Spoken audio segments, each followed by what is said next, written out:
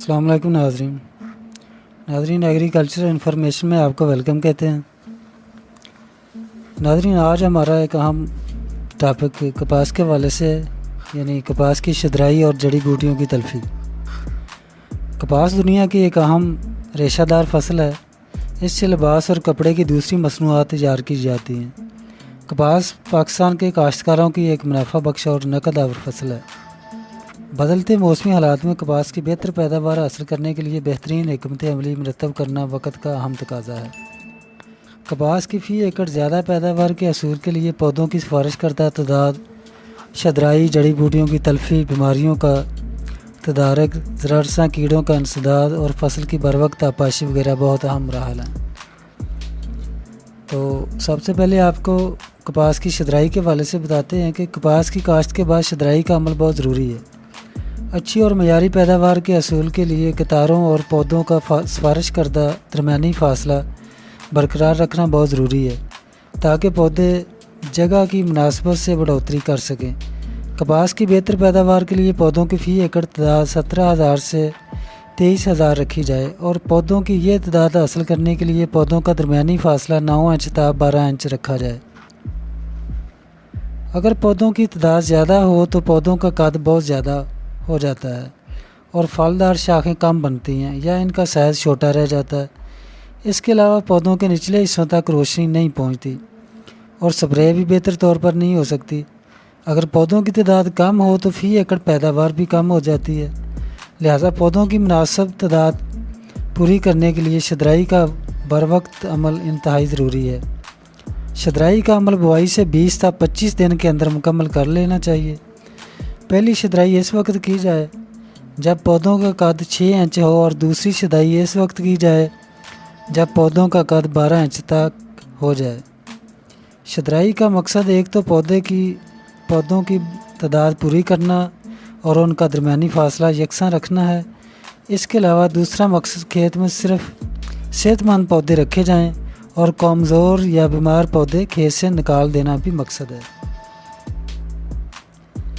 इसके बाद कपास की जड़ी बूटियों की बात आती है। जड़ी बूटियाँ कपास की पैदावार को बहुत कम कर देती हैं, तो शदराई के बाद जड़ी बूटियों की तलफ़ी भी बहुत ज़रूरी है। आम तौर पर देखा गया है कि कपास की फसल में जड़ी बूटियों की बहुतात की वजह से फ़ी एकड़ पैदावार में 13 से 42% तक कमी हो जाती है। खेत में जड़ी बूटियाँ उगाने की वजह से कपास की फसल में नमी की कमी होती है। पौधों को खुराकी अज्जा कम मिलते हैं और ये जड़ी बूटियाँ नुकसानदेह कीड़ों और बीमारियों की पनाहगाह के अलावा इनके फैलाव का काम भी करती हैं।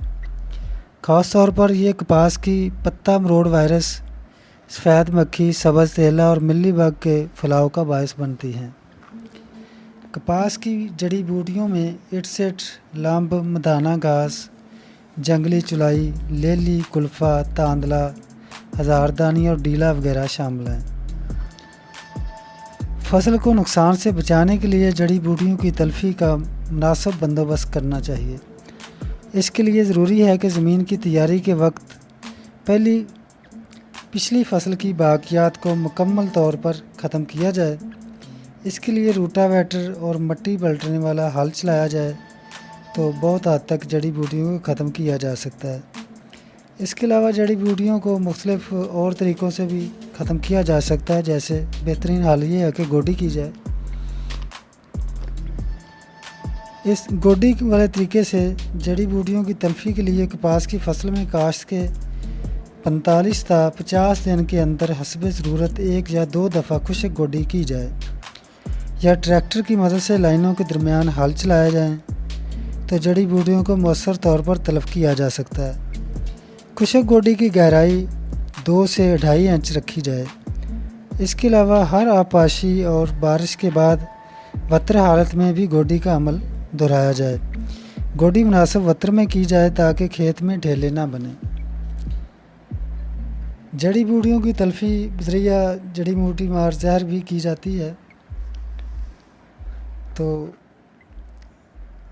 कपास की फसल के लिए 2 किस्म की जड़ी बूटी मार ज़हरें इस्तेमाल की जाती हैं।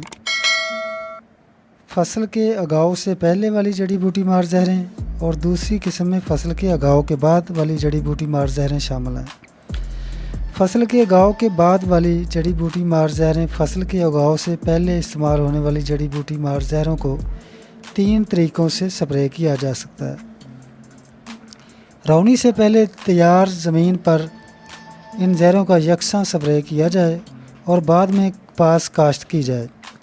दूसरे तरीके में रौनी के किए हुए खेत में बत्तर आने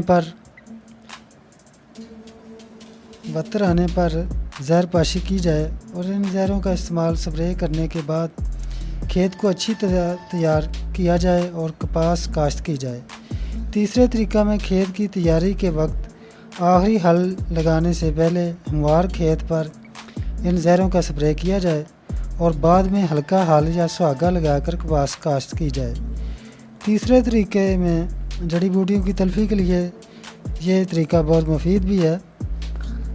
पटड़ियों पर काश्त की गई कपास के खेतों में 24 घंटे के अंदर बदतर हालत में जड़ी बूटी मार जहरों जैसे पेंडीमेथालीन बासाब 1 लीटर फ़ी एकड़ या एसमेटोलाक्लोर बासाब 800 मिलीलीटर फ़ी एकड़ का स्प्रे किया जाए। जड़ी बूटी मार जहरें पेंडीमेथालीन या एसमेटोलाक्लोर की निस्बत कपास की फसल के लिए ज़्यादा मौजूद है, यानी पेंडीमेथालीन एसमेटोलाक्लोर से ज़्यादा मौसर पाया गया। कपास की फसल के उगाव के बाद इस्तेमाल होने वाली जड़ी बूटी मार जहरों में यानी सिलेक्टिव नॉन सिलेक्टिव शामिल है। तो नॉन सिलेक्टिव जहरों में पैराक्वाट डाइक्लोराइड जड़ी बूटी मार जहर को शील्ड लगाकर उगी हुई कपास के खेतों में स्प्रे किया जाए ताकि इन जहरों के इस्तेमाल के वक्त कपास के पौधों को नुकसान ना पहुँचे। जबकि हेलोक्सीफोब जड़ी बूटी मार जहर बासाब 300 मिलीलीटर फ़ी एकड़ और क्यूजेलोफोब जड़ी बूटी मार जहर बासाब 250 मिलीलीटर फ़ी एकड़ इस्तेमाल की जाए। ये दोनों जड़ी बूटी मार जहरें कपास की फसल में उगने वाली घासनुमा जड़ी बूटियों की तलफी में ज़्यादा मौसर साबित हुई हैं। पटड़ियों पर काश्त। कपास को वट्टों या पटड़ियों पर काश्त करने से जड़ी बूटियों को कंट्रोल करने में काफ़ी हद तक मदद मिलती है, क्योंकि इस तरीका काश्त से एक तरफ तो पौधों की मतलूबा तादाद हासिल होती है, जबकि दूसरी तरफ गोडी करने और जड़ी बूटियों की तलफी के लिए जहर पाशी में भी सहूलत रहती है। वतरी गोडी। अगर वसाइल इजाज़त दें तो हर आबपाशी और बारिश के बाद कपास की फसल को बदतर हालत में गोडी कर दी जाए और गोडी का अमल इस वक्त तक जारी रखा जाए जब तक गोडी से कपास के पौधे टूटने का एहतमाल ना हो। गोडी सही बदतर पर की जाए ताकि ढेले ना बने। आखिरी गोडी करते हुए रेजर इस्तेमाल करके पौधों के साथ मिट्टी चढ़ा दी जाए ताकि पौधे गिरने से महफूज हो सकें। तो दुरुस्त आबपाशी भी ज़रूरी है। कपास की फसल में पानी का सही इस्तेमाल जड़ी बूटियों को हद के अंदर रखने में बहुत सूदमंद साबित होता है। वट्टों और पटड़ियों पर काश्ता कपास की फसल को पानी हमेशा दुरुस्त मिक़दार में लगाया जाए। पानी अगर वट्टों या पटड़ियों के ऊपर चढ़ जाए तो इससे फसल का उगाव मुतासर होता है और जड़ी बूटियों को पनपने का मौका मिलता है। खालों और खेत से मुल्हिका सड़कों की सफाई। कपास के खेतों में से गुजरने वाले खालों और खेत से मुल्हिका सड़कों, वट्टों और बन्नों की अच्छी तरह सफाई करने से जड़ी बूटियों के बीज खेत तक नहीं पहुंच पाते। साफ ज़रूरी मशीनरी का इस्तेमाल भी जड़ी बूटियां कंट्रोल करने में मुआवन साबित होता है। यानी कपास की काश्त, गोडी और दूसरे बैनुल काश्ती अमूर सरे अंजाम देते वक्त साफ ज़रूरी मशीनरी और आलात इस्तेमाल किए जाएँ ताकि जड़ी बूटियों का फैलाव हर मुमकिन तरीके से कम किया जाए। जड़ी बूटी मार जहरों के इस्तेमाल के वक्त कुछ हदायत ज़रूरी आपको दे रहे हैं। कपास की फसल में जड़ी बूटी मार जहरें इस्तेमाल करते वक्त स्प्रे मशीन को अच्छी तरह धो लिया जाए और स्प्रे से पहले मशीन की अच्छी तरह कैलिब्रेशन की जाए। पी-जेट या फोम नोज़ल इस्तेमाल की जाए और फ़ी एकड़ 100 से 120 लीटर पानी इस्तेमाल किया जाए। ज़्यादा तेज़ हवा चलने और हवा की मुखालिफ सिमत में स्प्रे ना की जाए। अगर बारिश का इम्कान हो तो जड़ी बूटी मार जहरों के स्प्रे का अमल रोक दिया जाए। जहर के असर से बचने के लिए एहतियाती तदाबीर और इख्तियार की जाएँ और जहर का असर होने की सूरत में फ़ौरन डॉक्टर से रुजू किया जाए, बजाय इसके कि खुद इलाजी शुरू कर दी जाए। तो फ़ौरन डॉक्टर के पास जाना चाहिए। तो नाज़रीन, आज की वीडियो मुकम्मल हुई। अगली वीडियो तक के लिए इजाज़त दीजिए। खुदा हाफ़िज़।